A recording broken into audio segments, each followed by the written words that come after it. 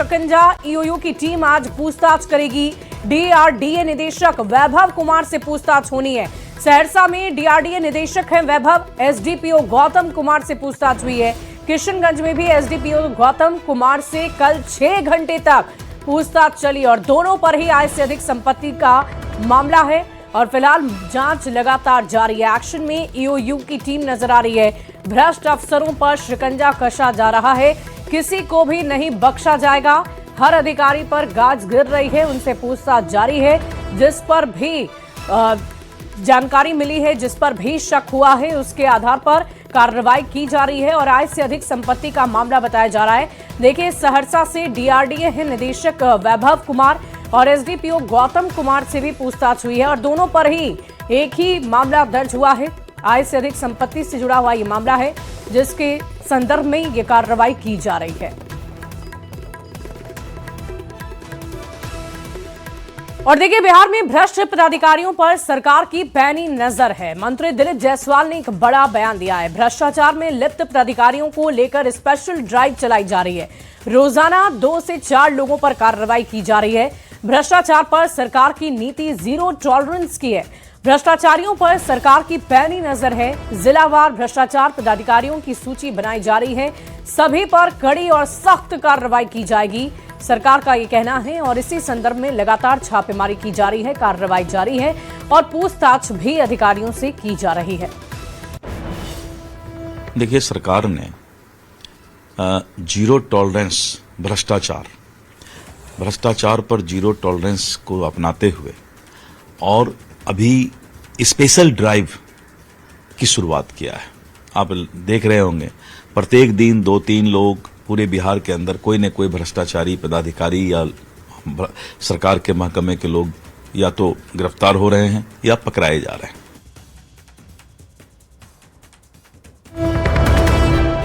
तो दिलीप जायसवाल को सुन रहे थे आप। उन्होंने साफ शब्दों में कहा है कि ये स्पेशल ड्राइव चलाया जा रहा है, जिसके अंतर्गत तमाम भ्रष्ट अधिकारियों पर गाज गिर रही है, उन पर कार्रवाई की जा रही है, उनके खिलाफ एक्शन लिया जा रहा है, उनसे पूछताछ की जा रही है। फिलहाल 2 अधिकारियों की जानकारी सामने आ रही है।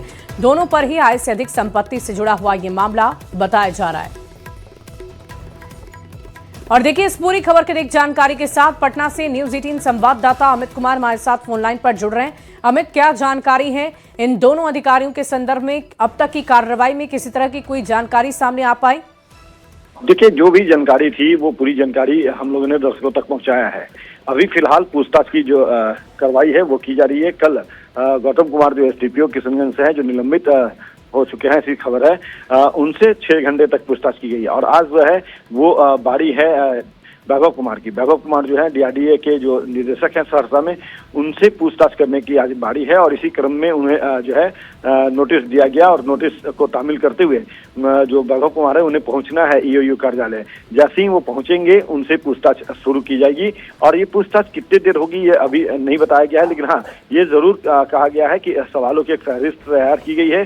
जिस तरह से कल गौतम कुमार से पूछताछ की गई और गौतम कुमार ने कई सवालों के जवाब नहीं दिए, माकूल जवाब नहीं दिए, सवालों को भटकाने की कोशिश उनके द्वारा की गई, तो वो प्रयास जो है वो वैभव कुमार ना कर सके, इसलिए बेहतर तरीके से सवाल की सूची जो है वो बनाई गई है और आज उनसे जब वैभव कुमार यहाँ पहुंचेंगे ईओयू कार्यालय तो उनसे पूछताछ किया जाएगा और पूछताछ के बाद उनसे जो है आगे भी अगर जरूरत पड़ेगी तो ऐसा कहना है कि जिस तरह से गौतम कुमार को यह कर जाने दिया गया कि अगर जरूरत पड़ेगी तो आगे फिर आपको तलब किया जाएगा, बुलाया जाएगा, वो प्रक्रिया वैभव कुमार के साथ भी अपनाई जा सकती है। तो फिलहाल गौतम कुमार से पूछताछ हुई है। वैभव कुमार का इंतजार जो है वो ईओयू के जो अधिकारी हैं वो कर रहे हैं और जैसे ही वैभव कुमार पहुंचेंगे यहाँ पे उनसे पूछताछ शुरू कर दी जाएगी।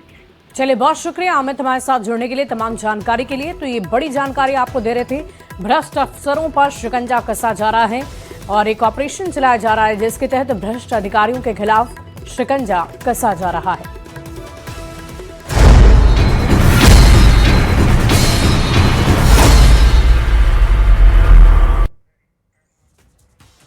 और अब बात करते हैं बिहार की सबसे चर्चित खबर की, सियासी गलियारे की खबर की, जहां सीएम नीतीश कुमार 10 अप्रैल को राज्यसभा में शपथ लेने जा रहे हैं। सीएम नीतीश कुमार दिल्ली जाने की तैयारी शुरू कर चुके हैं और ऐसे में बड़ा सवाल है कि बिहार का अगला सीएम आखिर कौन होगा।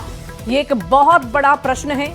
सूत्रों के हवाले से बड़ी खबर आपको बता रहे हैं। बिहार के मुख्यमंत्री नीतीश कुमार राज्यसभा के रास्ते केंद्र की सियासत करने जा रहे हैं और ऐसे में बिहार में एनडीए की नई सरकार को लेकर कवायद तेज हो गई है। सूत्र हमारे ये बता रहे हैं कि 11 अप्रैल को एनडीए के सभी विधायकों को पटना में ही रहने के निर्देश दिए गए हैं। कहा यह जा रहा है कि 12 या 13 अप्रैल को नीतीश कुमार एक बड़ी बैठक बुला सकते हैं और इसी बैठक में सीएम पद छोड़ने की जानकारी भी दे सकते हैं। सूत्रों के हवाले से ये खबर है कि बैठक के बाद नीतीश कुमार मुख्यमंत्री के पद से इस्तीफा भी दे सकते हैं और इसी के साथ नई सरकार के गठन की प्रक्रिया भी शुरू कर दी जाएगी।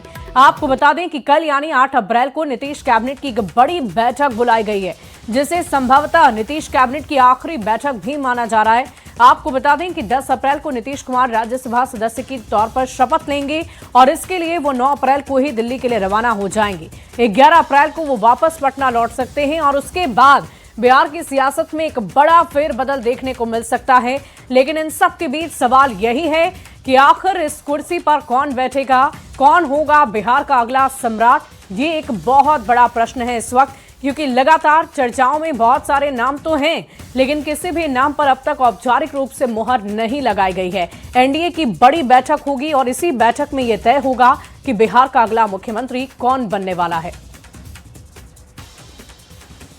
बढ़ते आगे, देखिए बिहार में बिजली विभाग के अधिकारियों की अब मनमानी नहीं चलेगी। अगर कोई आदमी बिजली का कनेक्शन मांगता है तो उसे तय समय के अंदर ही बिजली का कनेक्शन देना होगा।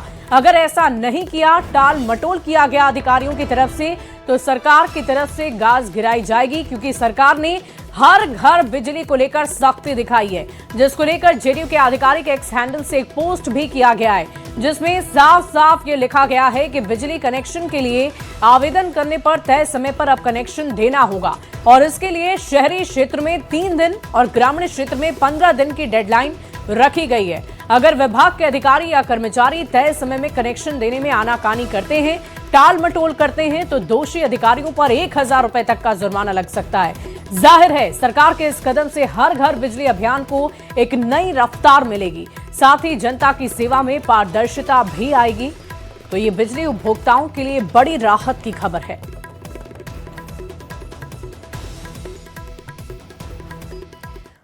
और इसी बीच मोतिहारी शराब कांड से जुड़ी एक बड़ी खबर सामने आ रही है। मोतिहारी पुलिस की छापेमारी लगातार जारी है। 3 महिला तस्कर सहित 4 लोगों को गिरफ्तार किया जा चुका है।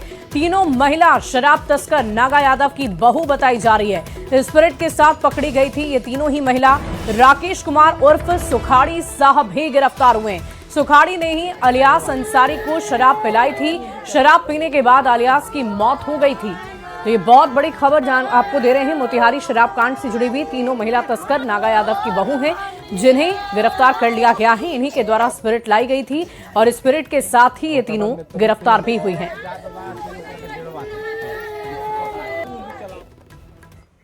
तो देखिए, मोतिहारी में एक हफ्ते से जहरीली शराब ने कहर बरपा रखा है। धीरे धीरे मरने वालों की संख्या बढ़कर अब 10 हो गई है। कई लोग अभी भी अस्पताल में हैं, जिनकी स्थिति काफी गंभीर है।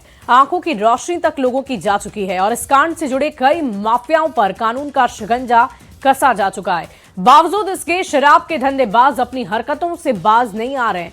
वे लगातार देसी शराब बनाने में लगे हुए हैं और पुलिस की आंखों में धूल झोंक कर तस्करी भी कर रहे हैं। जहरीली शराब कांड के बाद भी सिर्फ मोतिहारी से ही हर दिन आ रही तस्वीरें ये दिखाती हैं, दर्शाती है कि शराब माफियाओं को कानून का डर बिल्कुल भी नहीं है। पुलिस ने एक बार फिर देसी शराब की 8 भट्टियों को ध्वस्त किया है। 4700 लीटर देसी शराब को नष्ट किया है। ये 4 अलग अलग तस्वीरें आपको दिखा रहे हैं शराब के कारोबार से जुड़ी हुई, जिस पर पुलिस ने प्रहार किया है। भट्टियों पर कानून का हथौड़ा चला है। गिरफ्त में धंधेबाज हैं। लग्जरी कार में शराब की खेप मिली है और वहीं जमीन शराब कैसे उगल रही है उसकी तस्दीक ये तस्वीरें कर रही है। यानी कुल मिलाकर ये समझा जा सकता है कि शराब माफियाओं में कानून का खौफ बिल्कुल भी नहीं है।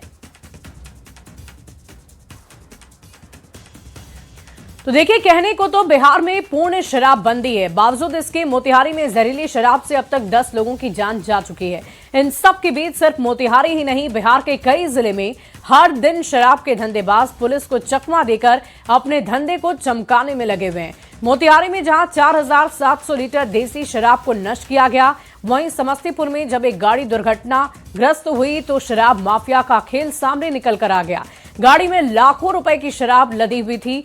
छपरा में भी तस्कर नमक की बोरियों में छिपाकर शराब की खेप को ले जा रहे थे, लेकिन पुलिस को इसकी भनक लग गई। धंधेबाजों के मंसूबों पर पानी फेर दिया गया। औरंगाबाद में शराब माफियाओं ने मिनी फैक्ट्री ही लगा रखी थी, जिसकी तस्वीरें में आप देख रहे हैं। उत्पाद विभाग और पुलिस की टीम ने जब छापेमारी की तो भारी मात्रा में बोतल के ढक्कन और कच्चा माल बरामद हुआ है। सिर्फ आज की इन 4 दिनों की तस्वीरें ये दिखाने के लिए काफी है कि पुलिस डाल तो शराब के धंधेबाज बात चल रहे हैं और शराबबंदी को फेल साबित करने में हर वो कोशिश की जा रही है, हर वो जोर आजमाइश की जा रही है इन धंधेबाजों की तरफ से, लेकिन पुलिस भी लगातार एक्शन में लगी हुई है। तो बढ़ते आगे, मोतिहारी में 1 अप्रैल से शुरू हुआ जहरीली शराब कांड का कहर आज 7 अप्रैल की तारीख तक पहुंच चुका है और इस एक हफ्ते में 1-2 करते करते 10 लोगों की जान भी ले चुका है और अब भी कई लोग अस्पताल में इलाजरत हैं, जिनमें किसी की आंख की रोशनी जा चुकी है, किसी की स्थिति काफी गंभीर बताई जा रही है और इस जहरीली शराब कांड के कई घरों का चूल्हा भी इसने बुझा दिया है। किसी के सिर से पिता का साया छिन गया तो किसी की दुनिया ही लुट गई और ऐसे में सवाल यही है कि आखिर ये जहरीली शराब कब तक और कितनों की जान लेती रहेगी। हर घटना के बाद कुछ दिन के लिए पुलिस सक्रिय होती है, दिखावे के लिए ताबड़तोड़ छापेमारी की जाती है, कार्रवाई की जाती है, फिर सब कुछ शांत हो जाता है और आखिर इन मौत के सौदागरों में पुलिस और कानून का खौफ कब पैदा होगा, ये एक बहुत बड़ा सवाल है, एक गंभीर विषय है सरकार के लिए भी और उन शराब के धंधेबाजों के लिए भी जो इसमें संलिप्त हैं और लगातार मौत की घूंट लोगों को पिला रहे हैं। और इसके लिए लगातार सरकार एक्शन तो लेती है, लेकिन उस एक्शन का कोई असर इन धंधेबाजों पर नजर नहीं आता है।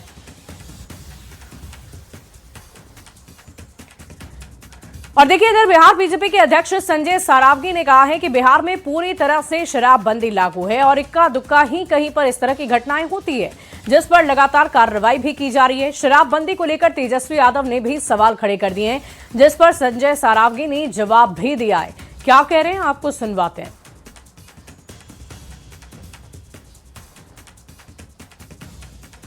लागू है, कहीं कहीं घटनाएं घटती है, हमारी सरकार, हमारे पदाधिकारी इसको सख्ती से निपटते हैं और कहीं भी लगातार कार्रवाई भी हो रही है।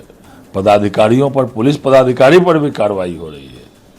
लेकिन तेजस्वी यादव की सर्टिफिकेट नहीं चाहिए एनडीए की सरकार को, इनका तो सुपड़ा साफ हो गया। अब जंगल राज नहीं है, अब सत्ता के संरक्षण में अपराध नहीं होता है, अब स्टेब्लिश क्राइम बिहार में नहीं है। अब जब इनके सरकार थे तो किसी सत्ताधारी दल के नेता के घर में मांगलिक कार्य होता था तो किसी न किसी व्यवसायी के घर में मातम मनता था। अब वो बिहार नहीं है। और अगली खबर आपको मोतिहारी से ही बताएंगे, जहां जहरीली शराब से 10 लोगों की दर्दनाक मौत के बाद मातम का माहौल नजर आ रहा है। जहरीली शराब कांड में एक ऐसा भी परिवार है जो अब पूरी तरह से सड़क पर आ चुका है। परिवार आर्थिक परेशानी से जूझ रहा है। बाल गंगा के लड्डू साह की मौत निजी नर्सिंग होम में हो चुकी थी। वहीं लड्डू साह की 5 बच्चियां हैं, जिनके लिए परेशानी काफी ज्यादा बढ़ गई है। लड्डू साह की पत्नी ने कहा कि उनकी तबीयत काफी खराब रहती है। वहीं उनकी बड़ी बेटी रानी ने कहा कि हम पढ़ लिख कर कुछ बनना चाहते थे, लेकिन पिता की मौत हो गई। तो देखिए, लड्डू साह के परिवार पर मुसीबतों का पहाड़ कैसे टूट पड़ा है। सिर्फ एक गलती और पिता का साया उनके सिर से छिन गया। और ये 5 बच्चियां लड्डू साह के परिवार में थी, जो चाहती थीं कि पढ़ लिख कर अपने भविष्य को उज्जवल करें, संवारें, लेकिन उनके पास अब कोई दूसरा चारा नहीं। और ऐसे में ये बच्चियां काफी मायूस हैं, उनके सिर से पिता का साया छिन चुका है, माँ बीमार रहती है। तो आप समझ सकते हैं कि इस जहरीली शराब का कितना बड़ा असर लोगों की जिंदगी पर पड़ता है और इससे उनका भविष्य पूरी तरह से अंधकारमय हो चुका है। लड्डू साह के परिवार की ये तस्वीरें हम आपको दिखा रहे हैं। जहरीली शराब से हुई मौत के बाद लगातार अलग अलग परिवार की कहानी अब निकलकर सामने आ रही है, जिसकी वजह से परिवार के लोग जो इस वक्त मायूस हैं, परेशान हैं, उनके सिर से घर के बड़े सदस्य का साया छिन चुका है और उन्हें ये समझ नहीं आ रहा कि अब आगे की जिंदगी कैसे काटी जाए। खाने पीने पर लानत आ चुका है और ऐसे में जहरीली शराब से हुई मौत का क्या असर होता है, उससे दिखाने की कोशिश हम न्यूज़ 18 के कैमरे के तहत कर रहे हैं। मोतिहारी में हुए जहरीली शराब कांड में 10 लोगों की दर्दनाक मौत हुई है। वहीं कई लोग अभी भी हैं जो गंभीर रूप से बीमार हैं, जिनका इलाज चल रहा है। हम ऐसे परिवार के पास पहुंचे हैं लड्डू शाह की भी मौत हो गई है जहरीली शराब पीने से। और लड्डू शाह को 5 बेटी है। देखिए 5 बेटियों की तस्वीर आपको दिखा रहे हैं। ये 5 बेटी हैं और उनकी पत्नी जो आज विधवा हो गई है वो लगातार उनका रो रो कर बुरा हाल है। जहरीली शराब पी के मर गया। अच्छा, के पिए आपको जानकारी मिलल? चौकीदार पिया है। जानबूझ के शराब हमेशा यहाँ बनत रहे का मेरे घर के सामने वो रोज हमेशा बेचता था। रोज पिए वो? नहीं, रोज नहीं पीते थे। उस दिन जबरदस्ती पिया दिया सब। हैं? जबरदस्ती पिया दिया है सब। अच्छा, पहले नहीं और उसकी बीवी मिला के जहर मिला के पिया दिए। उसकी बीवी पकड़ाई है, पिंकी देवी। तुम लोग कई भाई बहन हो? 5 बहन। तुम पढ़ाई भी करती? हाँ, 8 में है। 8 में पढ़ाई करती। रुगल ये बात बताई कि जानकारी रुआ कैसे मिलल कि शराब में जहर बा? रुआ ये ना रही? नहीं, अच्छा, अब बच्चा रहे फिर बेटिए रहे गेरली सफाइया करवाए। हम गेरन बेटी के ऑपरेशन करावे 6 दिन वहाँ गेला भेर तिले फोन आयल वहाँ से कि अति बहुआ के बेहालत बा। हाथ गोड़ छरपटावत रहे, लेके भागल लोग तो वहाँ। अच्छा, तिले पुलिस लोग थाना सब प्रभारी चौह पर तो सब लेके में ऐसी कैलक लोग भर्ती। कहाँ पीले रहस? कोई गिलास पीले रहस? कुछ जानकारी? ना हमारे जानकारी नहीं, हम तो रोले ना रही तो जानकारी कथी है। सामने पिलावल गए रहे जानबूझकर जहर मिलाकर। वो बहुत जाने दुश्मन है पहले से। तो पता लगे शराब बेचाई लगी है? हाँ, सबको कोई रोकल कोई ना लगा? पुलिस पकड़ पुलिस आवे ना?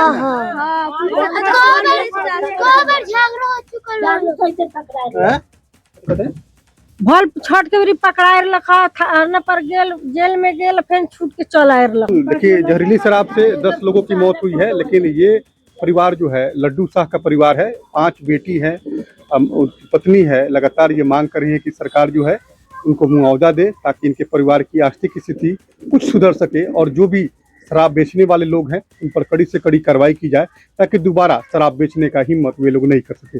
उनीश कुमार, न्यूज 18 मोतिहारी। बढ़ते आगे देखिए गया जी से एक हैरान कर देने वाली तस्वीर सामने आई है, जहां मगध मेडिकल अस्पताल में स्ट्रेचर नहीं मिलने पर बुजुर्ग महिला को स्कूटी पर बिठाकर लाया गया। परिजनों का यह भी आरोप है कि अस्पताल में सही से इलाज ही नहीं किया जा रहा था। वीडियो सोशल मीडिया पर बहुत तेजी से वायरल हो रहा है, जिसमें पोता अपनी दादी को स्कूटी पर बिठाकर बाहर ले जा रहा है। तस्वीर अस्पताल प्रशासन की संवेदनहीनता और संसाधनों की कमी को उजागर करती है। महिला को सांस लेने में तकलीफ हो रही थी, जिसके बाद उसे अस्पताल में भर्ती किया गया था। सही उपचार न मिलने की वजह से उसे वहां से ले जाया गया। मेरी दादी है, व्हीलचेयर मांगने पे बोल रही है कि यहाँ पे व्हीलचेयर अवेलेबल नहीं है। तो तस्वीरें आप देख रहे हैं किस प्रकार परिवारजनों को दिक्कत आ रही है, परेशानी आ रही है, स्ट्रेचर तक नहीं मिल पा रहा है। व्हीलचेयर मांगने पे बोल रही है कि यहाँ पे व्हीलचेयर अवेलेबल नहीं है। तो हमको लास्ट में फिर अपना स्कूटी पे बैठा के ले जाना पड़ रहा है। क्या हुआ है इनको? इनको थोड़ा सा हफ्ने का शिकायत, हार्ट अटैक का समस्या है। अच्छा, तो ऐसा इस हॉस्पिटल का दुर्दशा है कि आज हमको मजबूरी में यहाँ पे इस प्रकार से ले जाया जा रहा है। हम लोग निरंतर पितरी पर अभी कहाँ लेके जा रहे हैं? इनको दूसरे डॉक्टर के पास एडमिट करेंगे। यहाँ से बोले कि ले जाओ। और देखिए बदहाल व्यवस्था पर न्यूज 18 के सवाल। क्या अस्पताल में स्ट्रेचर की व्यवस्था नहीं है? महिला के इलाज में लापरवाही आखिर क्यों बरती गई? ये एक बहुत बड़ा सवाल है। स्वास्थ्य विभाग के दावे आखिर क्यों फेल हो रहे हैं? अक्सर इस तरह की तस्वीरें सामने आती हैं जिसमें स्वास्थ्य व्यवस्था के दावों की पोल खोलती हुई तस्वीरें नजर आती हैं। और अब ये वीडियो भी यही दर्शा रहा है कि जो दावे सरकार की तरफ से किए जाते हैं, स्वास्थ्य विभाग की तरफ से किए जा रहे हैं, वो तमाम दावे खोखले हैं। उसमें कहीं से भी कोई सच्चाई नजर नहीं आती है। बढ़ते आगे पूर्णिया से एक बड़ी खबर आ रही है। स्कूल के पास भीषण आग लग गई है। आग में 4 घर जलकर खाक हो गए। अनाज, कपड़े, कैश और घर का सारा सामान जलकर खाक हो चुका है। लाखों रुपए की संपत्ति के नुकसान की आशंका है।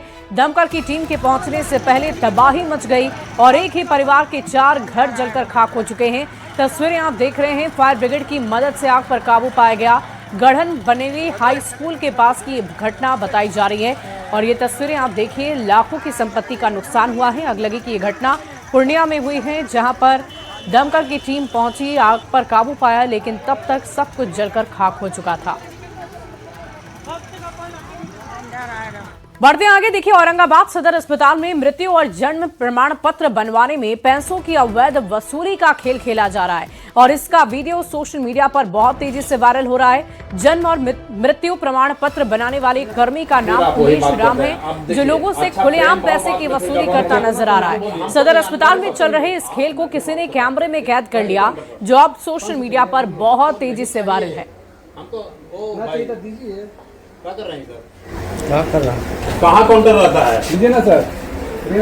फिर आप वही बात करते हैं। आप देखिए, अच्छा प्रेम भाव बात में फिर हमको नहीं आना। और इसी बीच पटना से एक बड़ी खबर का रुख कर लेते हैं। पटना विश्वविद्यालय से जुड़ी एक बड़ी खबर आ रही है। प्रवेश परीक्षा के आधार पर नामांकन होगा। राजभवन ने पीयू को सहमति दे दी है। नए सत्र में इसी तर्ज पर नामांकन होना है। समर्थ पोर्टल के तहत इस बार नामांकन पोर्टल पर ही होगा। ऑनलाइन आवेदन 15 अप्रैल के बाद शुरू हो सकती है प्रक्रिया।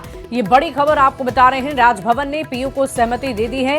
ये बड़ी जानकारी पटना विश्वविद्यालय से जुड़ी हुई। वैसे जितने भी छात्र हैं जो पटना विश्वविद्यालय में अपना दाखिला कराना चाहते हैं, प्रवेश परीक्षा के आधार पर अब आपका नामांकन कराया जाएगा। बढ़ते आगे देखिए, नालंदा में एनआईए और एटीएस की एक साथ छापेमारी से हड़कंप मचा हुआ है। एनआईए और एटीएस की टीम ने शहर के चर्चित पीके गन हाउस में छापेमारी कर कागजात को खंगाला है। माना यह जा रहा है कि एनआईए ने अवैध हथियारों के नेटवर्क का पर्दाफाश करने के लिए ये छापेमारी की है। क्या हुआ है, इस रिपोर्ट के जरिए आप देखिए। एनआईए और एटीएस की रेड से खलबली। पीके गन हाउस में एनआईए एटीएस की दबिश। अवैध हथियारों के नेटवर्क पर शिकंजा।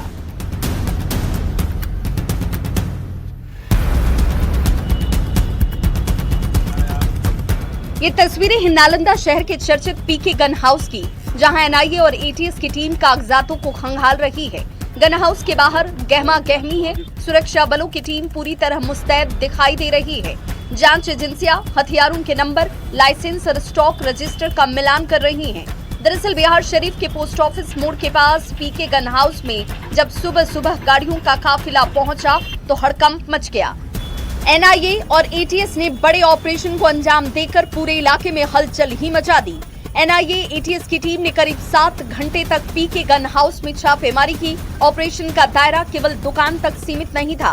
पीके गन हाउस के साथ संचालक राम प्रवेश के घर और उनके सभी दुकानों की तलाशी ली गई। एटीएस के डीएसपी ने कहा कि पहले भी हथियार और कारतूस खरीद बिक्री को लेकर ये कार्रवाई की गई थी। उसी मामले में फिर इनपुट्स मिलने के बाद एक बार फिर से छापेमारी की गई है। वहीं पीके गन हाउस के संचालक ने गलत तरीके से परेशान करने का आरोप लगाया। मैं दुकान खोला हुआ रहता, दिन में भी तो चेक कर सकते हैं। ये कोई मतलब तो नहीं हुआ। कितना बजे टीम आई थी आपके यहाँ? क्या टीम कितना बजे आई थी? 4 बजे आई थी। अच्छा, 4 बजे आकर पूरा मकान सर्च किया। कितना सदस्य टीम था वो लोग? क्या कितना लोग था वो लोग? बहुत सारा आदमी था, 30 गाड़ी से आए थे। एनआईए और एटीएस की कार्रवाई का मकसद अवैध हथियारों की खरीद बिक्री और उसके पूरे नेटवर्क का पता लगाना था। इससे पहले भी बिहार शरीफ, सोसराय, भागन बिगहा में हथियार और कारतूस की बिक्री को लेकर कार्रवाई की गई थी। कैमूर के मोहनिया में भी बड़ी मात्रा में हथियार और कारतूस बरामद हुए थे। पीके गन हाउस में एनआईए और एटीएस की छापेमारी से कई सवाल उठ खड़े हुए हैं। क्या ये पूरे छापेमारी हथियारों की खरीद फरोख्त के सिंडिकेट से जुड़ी है? क्या नालंदा के सिंडिकेट का नेटवर्क बिहार से अन्य राज्यों में फैला है? क्या नालंदा से जुर्म की दुनिया के आकाओं को हथियार की सप्लाई होती है? क्या इन्हीं हथियारों की मदद से अपराध का कारोबार कायम है? इस पूरे नेटवर्क का मास्टरमाइंड कौन है? न्यूज़ 18 के लिए नालंदा से अभिषेक कुमार की रिपोर्ट।